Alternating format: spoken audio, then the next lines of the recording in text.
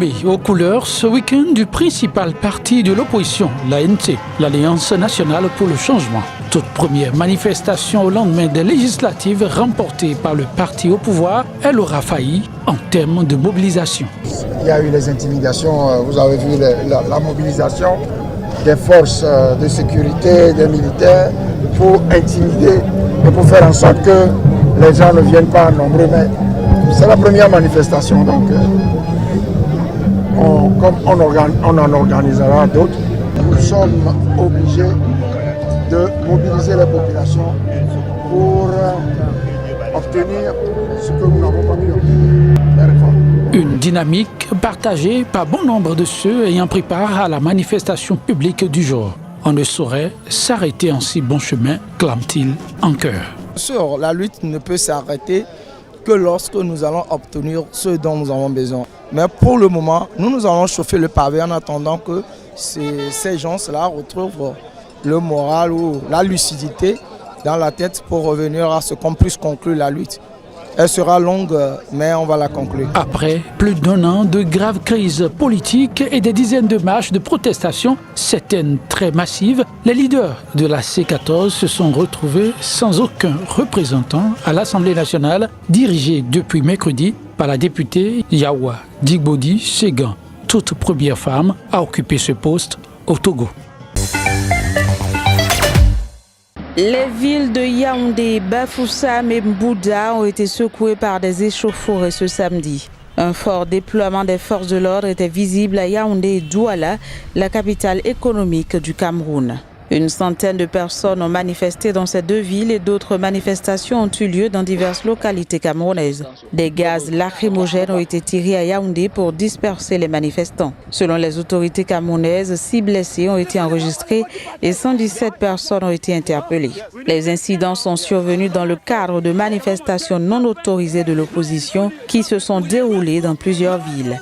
Il s'agit de manifestations organisées par le parti de Maurice Kamto, ancien candidat à l'élection présidentielle d'octobre qui continue de protester contre le résultat officiel des urnes validées par le Conseil constitutionnel. L'ex-candidat du mouvement patriotique camerounais revendique la victoire après être officiellement arrivé deuxième dans les urnes derrière Paul Biya, réélu pour un 7e mandat consécutif. Depuis le scrutin du 7 octobre, plusieurs manifestations ont été organisées par le MRC contre ce que le parti qualifie de hold-up électoral. Aucune de ces manifestations n'a été autorisée et elles ont toutes donné lieu à de nombreuses arrestations. Considéré comme le fief incontesté du mouvement démocratique nigérien de l'opposant en exil Hama Amadou, Niamey, la capitale nigérienne, vibre aux couleurs du parti avec le renouvellement des structures de base. La coordination Niamey 4, véritable réservoir électoral du parti, a annoncé les couleurs en désignant ses responsables, femmes et hommes jugés aptes à mener la barque à bon port en faisant de Hama Amadou le prochain président de la République du Niger. La coordination a ainsi plébiscité Seni Yakouba à la majorité absolue des délégués. À quelques temps seulement, les élections. Et je sais que le président Hama Amadou compte beaucoup en général sur Niamey qui est le fief incontesté de l'Oumana. Et en particulier à la commune 4, nous sommes à quelques temps seulement des élections. Donc nous allons nous mettre en rang de bataille, d'abord pour que notre président, son Excellence Hama Amadou, puisse d'abord regagner le pays, qu'il vienne et qu'il soit notre candidat. Il est déjà notre candidat, mais qu'il vienne prendre sa place afin de sauver, pas les militants de l'Oumana, mais de sauver le Niger. Le leader de la coordination, sur qui repose désormais la responsabilité de mobiliser les militants pour l'atteinte de leurs objectifs, peut compter sur les femmes. Elles ont pris l'engagement de créer les conditions de l'alternance. Le président, en partant, il a confié le bureau, l'Oumana, le parti, aux femmes et aux jeunes. Et aujourd'hui, nous, les femmes, nous sommes plus que déterminées. Et nous allons nous battre. Nous allons sortir comme un seul homme pour les futures élections présidentielles. Et même législatives, nous ne laisserons pas la place aux hommes. Et Inch'Allah, Hama sera candidat de notre parti. Et l'ensemble de militants de l'Oumana, femmes, hommes, sont derrière le président Hama Amadou et nous sommes engagés, nous sommes déterminés pour nous battre derrière lui pour qu'il soit président de la République. Au-delà de la coordination Niamey 4, les militants du parti veulent porter Seyni Yacouba à la tête de la coordination régionale de la capitale. Ils sont unanimes à dire que c'est l'homme de la situation face aux multiples défis qui assaillent le parti.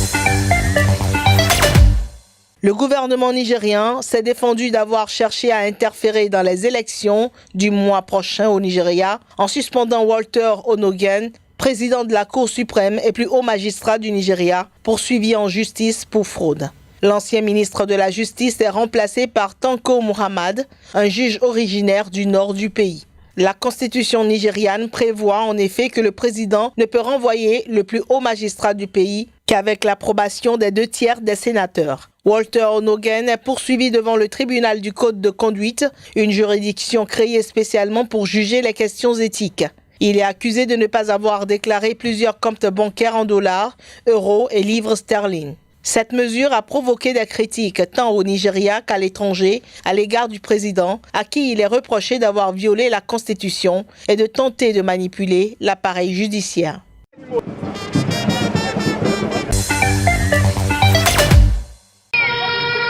L'une des marches du mouvement pour la renaissance du Cameroun, un parti de l'opposition camerounaise, a tourné le match ce samedi 26 janvier dans la ville de Douala avec des tirs de gaz lacrymogène et des balles réelles selon ce cadre de MRC. Alors que nous marchions paisiblement, nos manifestants ne présentaient aucune menace pour les forces de défense et de sécurité, pour les personnes et les biens. Nous avons été surpris de constater que un nombre important de militants ont été interpellés, brutalisés. Au moment où je vous parle, il y a près d'une centaine encore gardés à vue. En face des hommes des médias dans la nuit du 26 janvier, le ministre de l'administration territoriale, Paul Atangandji, assure que les forces de l'ordre n'ont fait usage d'aucune arme à feu à Douala. Les forces de maintien de l'ordre n'ont fait usage d'aucune arme à feu à Douala. Toute information qui affirme le contraire est mensongère et fabriquée de toutes pièces. Une version que ne partage pas ce cadre du mouvement pour la renaissance du Cameroun.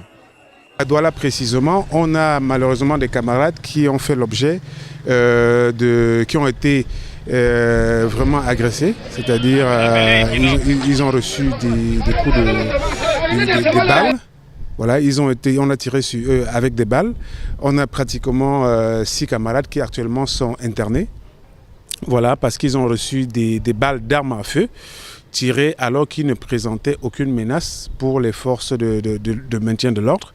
Le ministre indique par ailleurs que le MRC court le risque d'être dissous et ses activités interdites sur tout le territoire camerounais. Si le responsable d'un parti politique décide de défier systématiquement l'autorité de l'État en organisant des manifestations illégales, parfois dangereuses et susceptibles de perturber l'ordre public, le ministre de l'administration territoriale est en droit de prendre certaines mesures conservatoires. Et ces mesures conservatoires, il y a l'interdiction provisoire de ce parti politique. Et si jamais les indices concordants de perturbation de l'ordre public sont établis contre ce promoteur, son parti politique peut définitivement être interdit sur l'étendue du territoire national. À noter, dans la capitale française, précisément à Paris, une cinquantaine de manifestants camerounais ont envahi le même soir l'ambassade du Cameroun, saccageant notamment les portraits du chef de l'État camerounais. 48 heures auront suffi pour que toute la population en panique prenne la fuite pour tenter d'échapper à la mort. Le porte-parole du HCR s'est dit outré au cours d'un point de presse à Genève. La ville de Rann, au Nigeria, est située à la frontière avec le Cameroun, qui lutte également contre le groupe djihadiste dans l'extrême nord de son territoire. La panique a été déclenchée par le retrait dimanche des troupes camerounaises qui y avaient été déployées après l'attaque du 14 janvier qui avait fait 14 morts. Boko Haram avait mis à sac une base de l'armée et mis le feu à la ville où étaient réfugiés plus de 35 000 déplacés. Lundi, les insurgés sont entrés dans la ville sans rencontrer de résistance, les soldats nigériens ayant décidé de se retirer à leur tour, anticipant une attaque de Boko Haram selon plusieurs sources civiles. Plusieurs sources humanitaires ont également confirmé l'occupation de la ville par les insurgés. À 3 semaines du scrutin présidentiel au Nigeria, le bilan sécuritaire du président Muhammadu Buhari est très critiqué, malgré les affirmations répétées selon lesquelles le groupe djihadiste est presque vaincu. L'escalade de violence soulève, en outre, des questions sur la manière dont des élections peuvent être organisées dans ces zones touchées par les combats, où plus de 1 800 000 de personnes ne peuvent toujours pas regagner leur foyer. Le nouveau code pétrolier voté le 24 janvier dernier par les députés sénégalais doit encore être promulgué par le président Macky Sall à une date non précisée. Alors que les ressources en hydrocarbures appartenaient à l'État dans le code de 1998, l'article 5 du nouveau code dispose désormais qu'elles sont la propriété du peuple sénégalais. Ce nouveau code prévoit également que les opérations pétrolières ne puissent être confiées qu'à des personnes morales et non plus à des individus. L'attribution de blocs doit désormais résulter d'un appel d'offres international ou de consultation directe au lieu de relever de la discrétion du ministre de tutelle. En outre, le test impose aux titulaires d'un permis de recherche le paiement d'un bonus de signature, une somme versée au profit de l'État non recouvrable. La révision du code pétrolier intervient alors que le Sénégal doit officiellement commencer l'exploitation de ses ressources en gaz et pétrole, partie de 2021-2022. Dans cette perspective, le Sénégal et la Mauritanie ont signé le 21 décembre à Nouakchott des accords sur l'exploitation d'un important champ gazier marin à la frontière entre les deux pays prévus en 2022.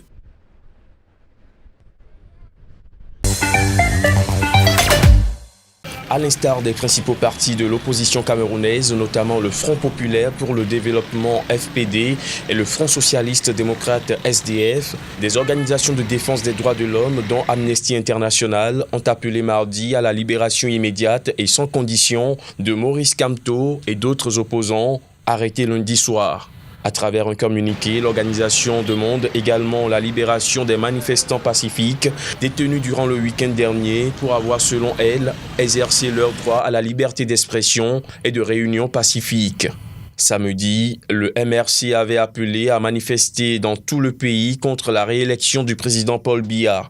117 personnes ont été arrêtées lors de ces marches non autorisées dans plusieurs villes du pays. En parallèle des manifestations au Cameroun, des manifestants ont envahi samedi soir l'ambassade du Cameroun en France, saccageant le bâtiment et brisant des portraits du président Paul Biya. De son côté, le réseau des défenseurs des droits humains en Afrique centrale, RIDAC, estime que l'interpellation du leader du MRC, Maurice Kamto, s'est faite en violation flagrante des dispositions de la loi et des règles internationales.